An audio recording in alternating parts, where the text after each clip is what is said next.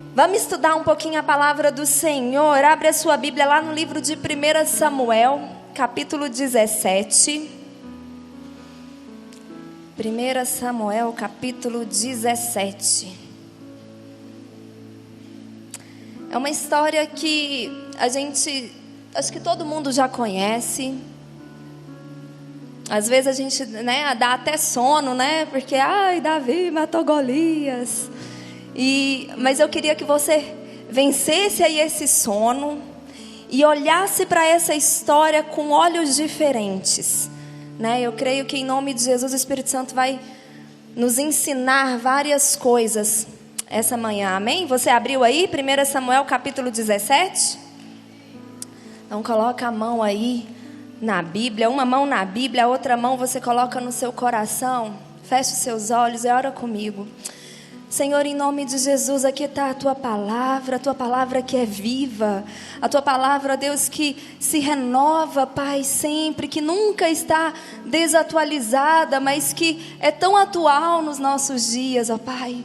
E aqui está o nosso coração, ó Deus, nos dê um coração ensinável essa manhã, que o nosso coração venha a ser como a terra boa e fértil, que a semente da Tua palavra, semeada hoje pelo Teu Espírito na nossa vida, venham gerar frutos que irão permanecer em nós e irão glorificar o Teu nome, em nome de Jesus. Pai, que o Senhor venha usar a minha vida essa manhã, que não seja palavras minhas, mas que seja o Senhor falando através de mim, em nome de Jesus, amém?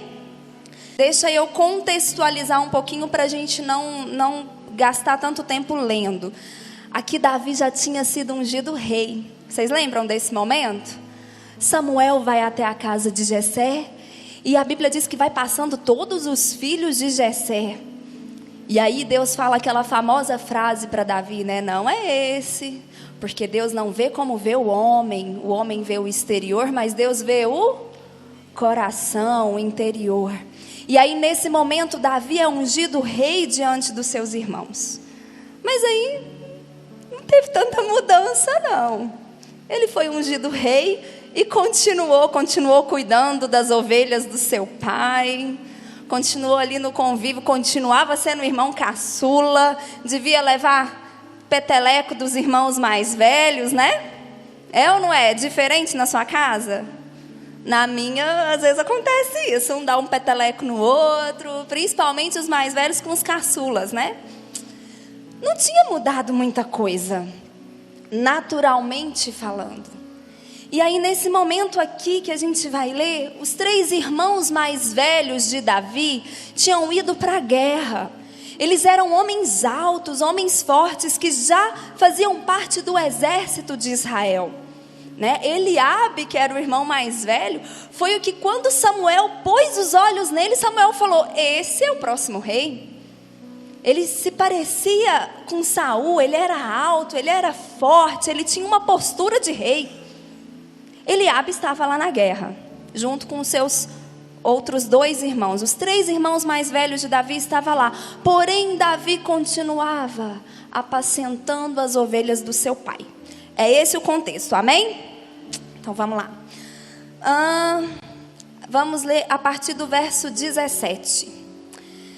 Jessé disse a Davi seu filho, peço-te que leves aos teus irmãos uma arroba de trigo torrado e estes 10 pães. Vai depressa ao acampamento ter com seus irmãos. Estes 10 pedaços de queijo oferece-os ao comandante da unidade deles. Indagarás sobre a saúde dos teus irmãos e trarás deles alguma garantia de que estão passando bem.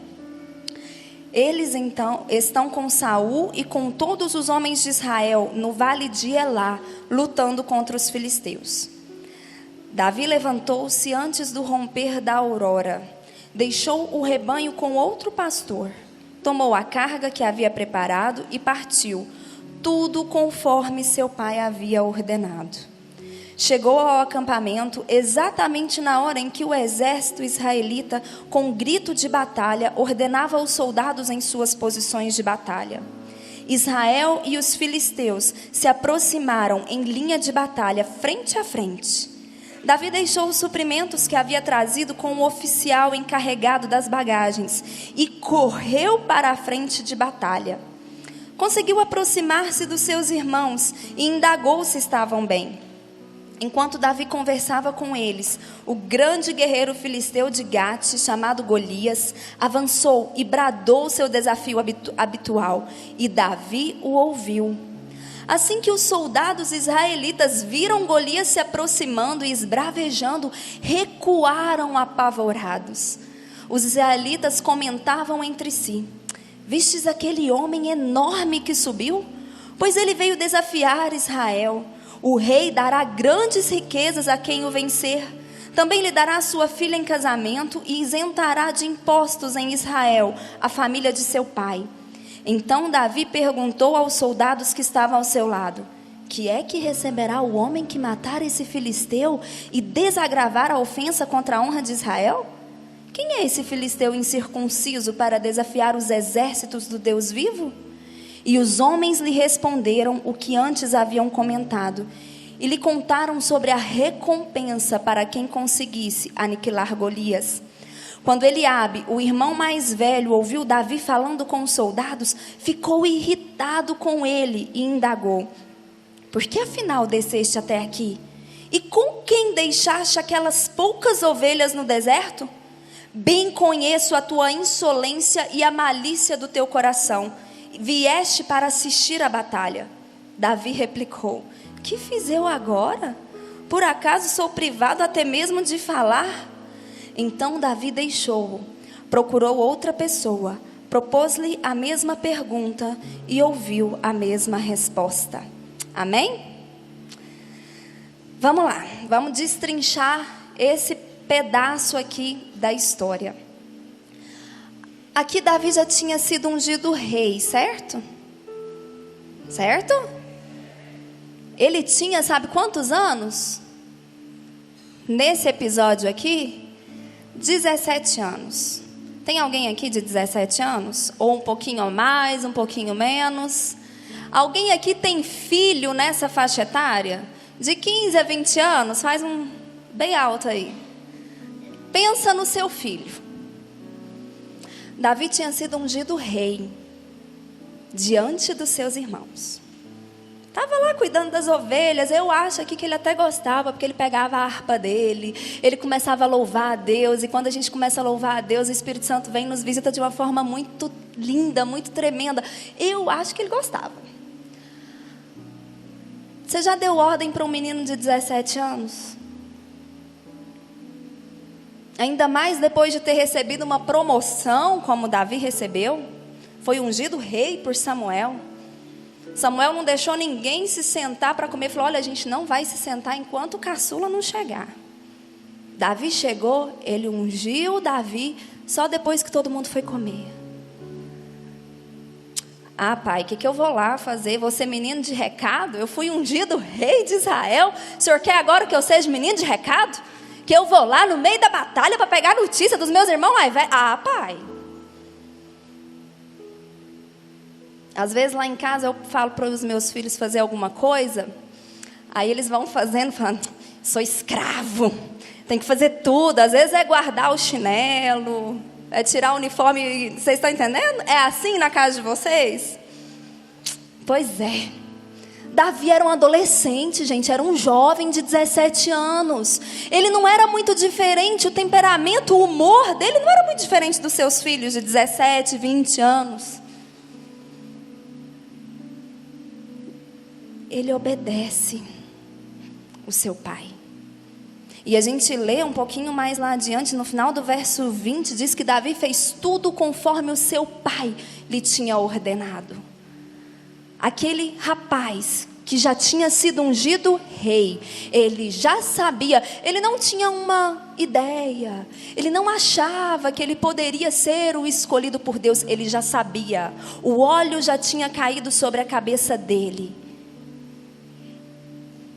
Uma coisa que nós precisamos aprender com Davi é que, embora a gente Tenha certeza daquilo que Deus tem para nós, amém? Porque a palavra de Deus diz que em todas as coisas nós somos mais que vencedores. Então, às vezes, se você está passando por uma situação difícil, pela fé você pode crer que vai dar tudo certo, que você é mais que vencedor no Senhor. Davi sabia que ele ia ser rei, mas ele não focou no futuro dele, esquecendo do presente. Ele não ficou deslumbrado com a ideia de ser rei. Ele não ficou deslumbrado imaginando a coroa na cabeça, imaginando o seu manto real, imaginando a sua vida no palácio, se esquecendo que ele tinha obrigações. Ele quem cuidava das ovelhas do seu pai. Eu não posso focar os meus olhos apenas no futuro. Eu tenho que cuidar das minhas responsabilidades no presente. Eu tenho que cuidar daquilo que Deus me deu hoje. Vocês estão entendendo? E isso, para um jovem de 17 anos, é algo que a gente tem que olhar e falar, uau. Porque geralmente nessa idade a gente sonha muito, né? E às vezes esquece daqui, do dia a dia.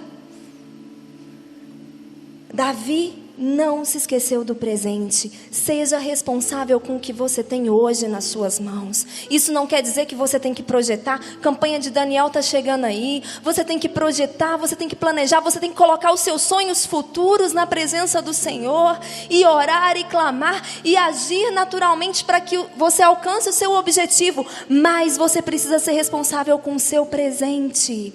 Você precisa cuidar do que você tem hoje. Amém? Amém? Davi obedece o seu pai. Ele deixa, e eu acho isso tão interessante em Davi. A Bíblia diz no verso 20 que Davi deixa o seu rebanho com outro pastor. Davi era responsável. Ele não sabia quanto tempo ele ia levar. Ele tinha que pensar que às vezes ia acontecer alguma coisa. Ele não estava indo lá para lutar. Não partiu nem de Davi a iniciativa de ir à batalha. Davi não queria, não estava preocupado com a batalha. Isso é uma coisa que nós também precisamos aprender. A gente tem que preocupar com as nossas batalhas. As batalhas dos outros são dos outros. Senão a gente desgasta as nossas forças, a nossa energia em batalha que não é nossa, amém? Davi não queria ir lá não, Davi foi em obediência. É aí que a gente tem que aprender também, né? Obedecer. Obedecer.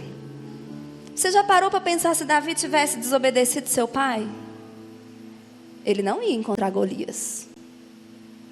Se Davi tivesse virado e falado, não pai, eu não vou não. Manda um servo aí, manda alguém, eu vou lá. Fui ungido rei, vou agora ser menino de recado? Não, pai. Davi não fez isso. Davi obedeceu.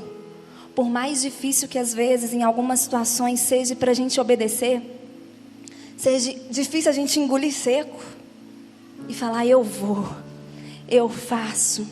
E eu não faço de qualquer jeito. No final do verso 20 a gente leu que Davi fez tudo conforme o seu pai lhe tinha orientado. Obedeceu direitinho. E aí o que eu acho tremendo, diz que ele chegou lá no verso 22, ele deixou tudo e ele correu para frente da batalha. Ele só tinha 17 anos, ele não tinha treinamento bélico nenhum. Ele correu para frente da batalha. Vira para a pessoa que está do seu lado e fala, filho de Deus, servo de Deus, não tem medo de batalha. Ele vai para a linha de frente. Amém? Quando Davi chega apenas para ter notícia dos seus irmãos, ele vai para a linha de frente, ele vai procurar os seus irmãos, e ele vai lá só para saber se os irmãos estão bem. Ele vai para fazer exatamente o que o pai dele mandou. Golias aparece, e ele escuta o que Golias falou. E talvez, eu quero que você imagine aqui comigo, Davi se deparou ali com soldados experientes. O exército de Israel não era um exército fraco, era um exército forte, já nesse momento. Era um exército que já tinha tido várias vitórias. Davi chega lá, um rapazinho de 17 anos. Ele começa a ver os soldados experientes, aqueles homens altos, fortes, tremendo de medo, recuando. Não foi isso que a gente leu? Quando Golias chega e desafia, o povo tudo começa a tremer. Aqueles que teriam um treinamento natural para encarar Golias e ir para a linha de frente, começaram a tremer, começaram a ficar atemorizados. E a Bíblia diz que Davi ouviu aquela afronta. E aí de repente ele começa a ouvir outra coisa.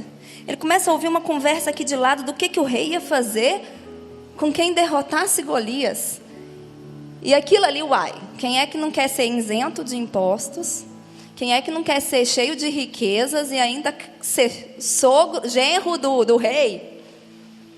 Vira para a pessoa que está do seu lado e fala: Davi era ser humano igual você. Coisa boa todo mundo quer.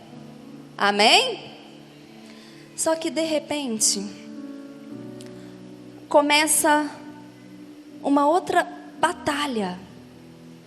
E eu quero que você entenda algo que Satanás tenta fazer conosco todos os dias. Aqui o diabo, ele coloca uma distração. Ele tenta mudar o foco de Davi, porque Davi ouviu aquilo que o diabo não queria que ele ouvisse. Davi se apercebeu de algo que Satanás não queria que ele percebesse. E ele faz isso conosco. Eliabe, o irmão mais velho, começa a brigar com Davi. Eu não sei você, eu tenho tentado trabalhar isso em mim. Mas uma coisa que me deixa muito na defensiva, eu acho que não é nem na defensiva, pastor, é mais para agredir mesmo.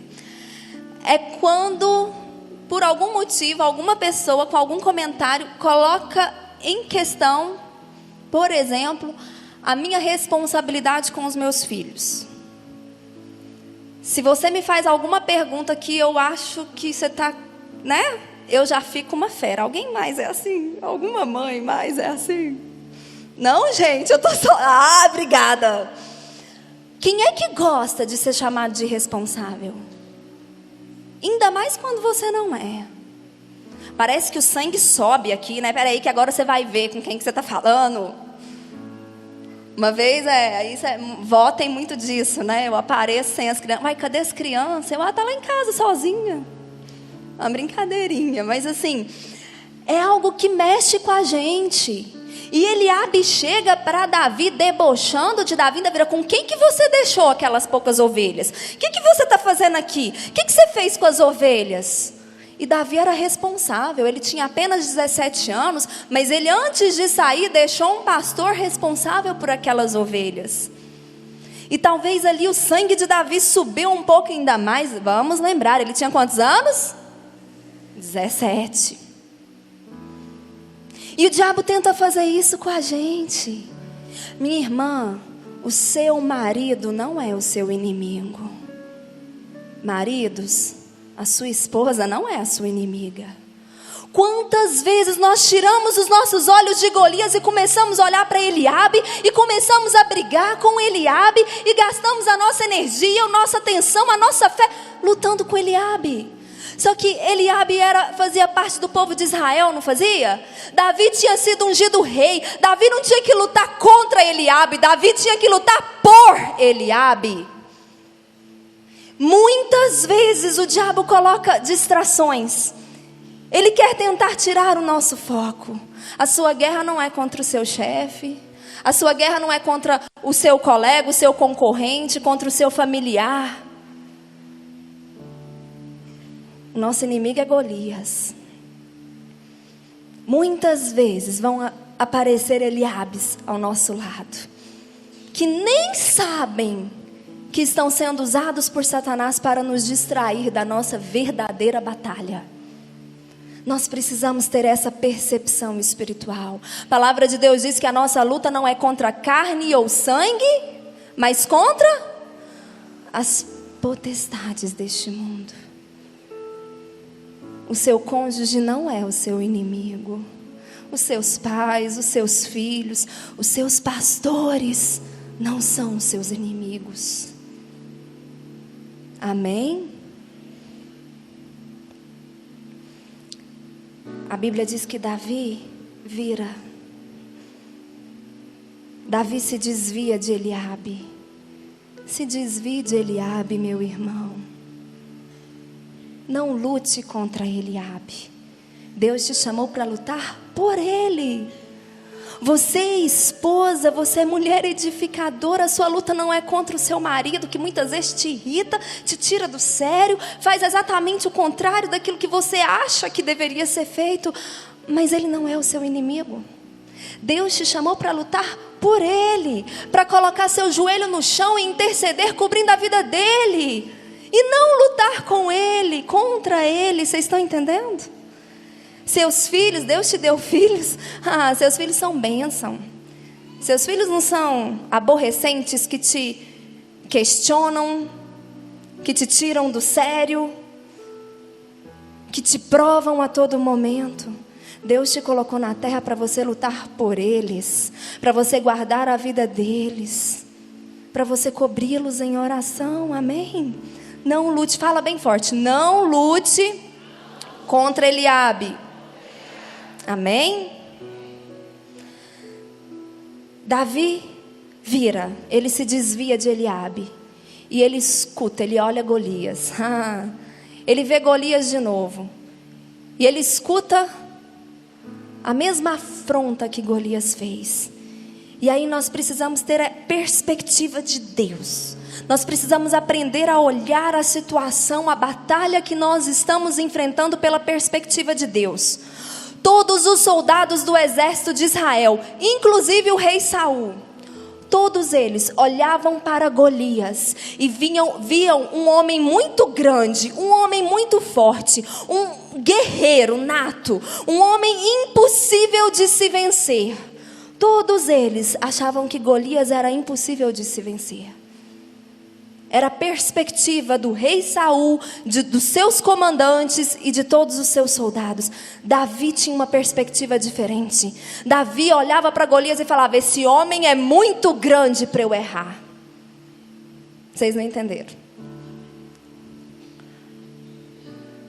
Davi não via Golias como alguém que amedrontava, como alguém que fazia ele tremer as pernas, como alguém que fazia ele recuar.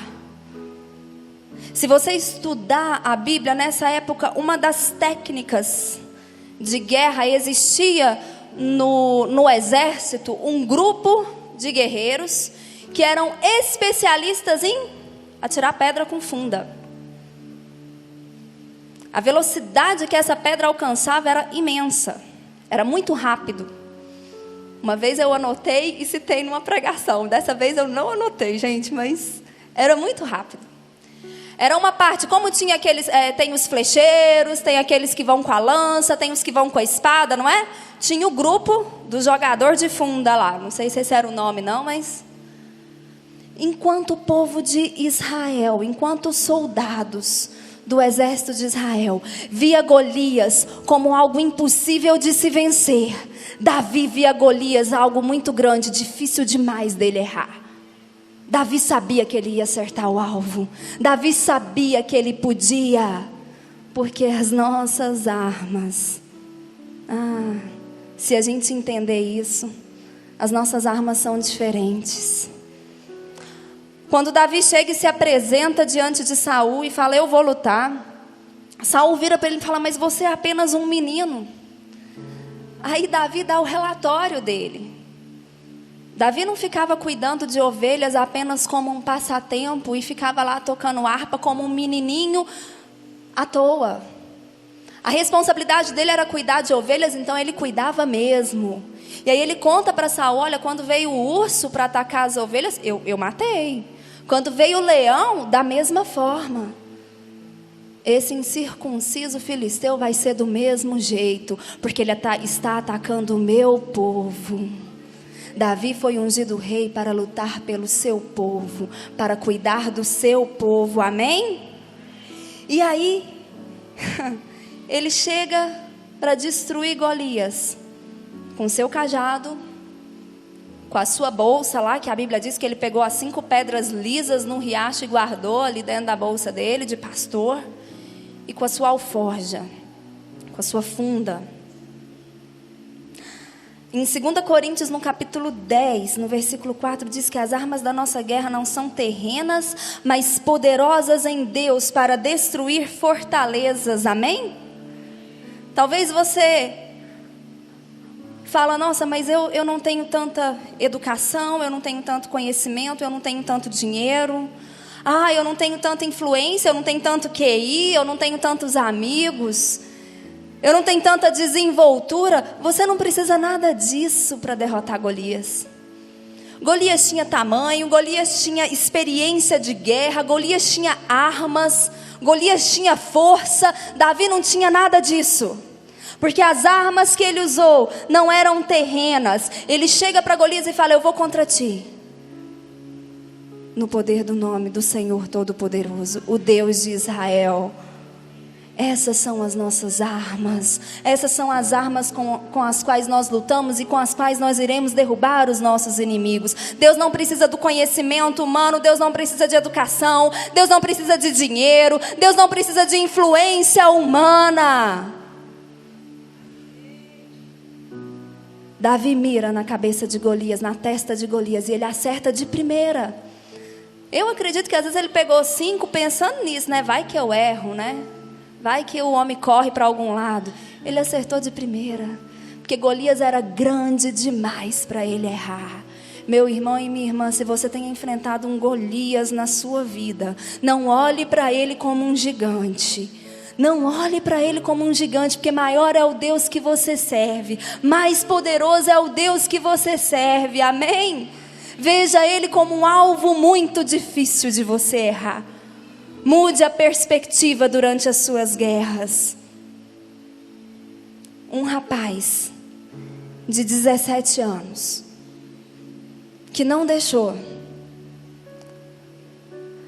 o fato dele ter sido escolhido para ser rei, que não deixou ali a unção derramada sobre Samuel, sobre a sua cabeça, a unção de Deus através de Samuel, não deixou isso tirar o foco dele do presente, das suas responsabilidades diárias. Nós precisamos ter isso em mente. Você precisa ser responsável. Como que Deus vai usar alguém que é irresponsável? Eu não sei. Quando a gente estuda o ministério de Jesus, todos os apóstolos de Jesus, todos os homens que Jesus escolheu eram homens responsáveis. Eram homens que estavam trabalhando, que estavam cuidando dos seus filhos. Não seja irresponsável com o que você tem hoje para fazer, ficando sonhando e deslumbrando um futuro que ainda não aconteceu. Mas eu fui escolhido, mas eu fui ungido, mas tem um processo. Se você estudar a Bíblia aqui depois, Davi virou escudeiro de Saul. Davi tocava harpa para Saul. Davi serviu Saul, mesmo já sendo ungido rei de Israel. Não é por força, não é por atitude humana, mas é pelo poder do Espírito de Deus. E a segunda coisa para você guardar no seu coração, para você lembrar durante a semana: não lute contra Eliabe. Eliabe pode muitas vezes vir contra você. Eliabe pode muitas vezes te afrontar. Eliabe pode muitas vezes questionar a intenção do seu coração. Mas se lembre, Eliabe não é a sua batalha. Eliabe não é o seu inimigo. Não permita que Satanás te distraia no meio da guerra. Não permita que ele venha e desvie o seu foco, porque ele vai tentar. Isso é uma estratégia que ele usa. Não permita. Saiba quem é o seu inimigo. Amém? Fique em pé onde você está. Não saia, eu quero orar por você. Vou já pedir para os pastores virem aqui na frente, por favor. E você que é visitante, que está vindo hoje aqui pela primeira vez, nós também queremos orar por você. Então eu peço para você vir até aqui, para que nós possamos como igreja orar e abençoar a sua vida, amém? Onde você está, feche os seus olhos. E se por acaso você chegou aqui cansado, com as suas forças exaustas, e você percebeu que você tem lutado contra Eliabe, comece agora nesse momento a pedir ajuda do Espírito Santo. Fala: Espírito Santo, me ajuda, que eu consiga perceber realmente qual que é a minha batalha, que eu consiga ver, que o Senhor venha arrumar o meu foco para que eu veja o meu inimigo, que Satanás não consiga me distrair, Senhor, tirando os meus olhos do meu verdadeiro inimigo, em nome de Jesus. Começa a orar. Se você entrou em batalhas erradas, se você se esgotou lutando contra aqueles que você deveria lutar por eles e não contra eles, começa a pedir agora a ajuda do Espírito Santo. Fala: Senhor, em nome de Jesus, eu não quero mais perder tempo, eu não quero mais permitir que o diabo venha minar as minhas forças, que ele venha enfraquecer a minha fé, enfraquecer os meus braços. Eu não quero mais lutar contra Eliabe. Eu quero, ó Deus, em nome de Jesus, colocar os meus olhos em Golias e saber que pelo poder do Senhor, eu já venci Golias, eu já o derrubei, e em nome de Jesus, eu vou lutar, eu vou defender todos da minha casa, todos da minha família. O meu cônjuge não é contra quem eu luto, os meus filhos não são contra quem eu luto, os meus pais não são contra quem eu luto, o meu chefe, os meus colegas, o meu concorrente, a minha batalha não é contra ele. Ó Deus, em nome de Jesus, me ajuda a focar, me ajuda a ver qual é a minha batalha, e em nome de Jesus, que eu encontre no Senhor, que eu use não as armas terrenas, não as armas que este mundo oferece, mas que em nome de Jesus, eu venha lutar com as armas do Senhor, em nome de Jesus.